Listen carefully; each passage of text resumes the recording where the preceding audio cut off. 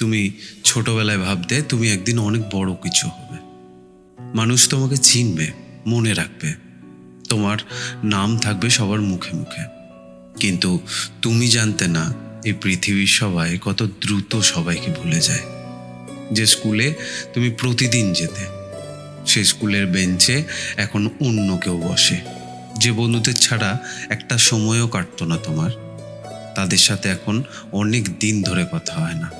যে মানুষটা একসময় বলতো যে তোমায় ছাড়া আমি বাঁচবো না, তোমায় ছাড়া আমি শেষ হয়ে যাব, মরে যাব, সে তোমায় ছাড়া দিব্যি ভালো আছে। জানো, প্রথমে এসব খুব কষ্ট দেয়। মনে হয় তাহলে আমার অস্তিত্বটা কোথায়, তাহলে আমার অস্তিত্বের মূল্যটা কোথায়। কিন্তু ধীরে ধীরে তুমি একটা সত্যি বুঝতে পারো, মানুষ তোমাকে ভুলে যায় বলে তোমার জীবনের মূল্য কিন্তু কমে যায় না।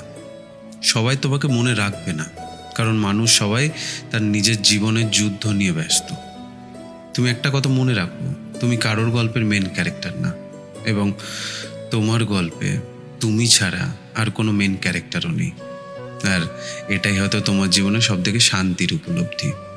তোমাকে সবাই মনে রাখুক, এটা কিন্তু কোনো জরুরি বিষয় না। তোমার কাছে সবথেকে জরুরি বিষয় হলো তুমি যখন একা থাকছো, তখন তুমি নিজের সাথে কেমনভাবে থাকছো। কারণ দিনের শেষে কিন্তু একটা হাততালিও থাকবে না, দিনের শেষে এই জনসমাগমও থাকবে না, দিনের শেষে তোমার বন্ধু থাকবে না, তোমার পরিবার থাকবে না।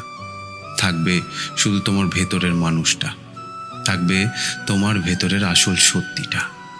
তাই হয়তো অন্য মানুষের মনে নিজের জায়গা করার আগে নিজের মনে নিজের শান্তির জায়গাটা করা বেশি জরুরি।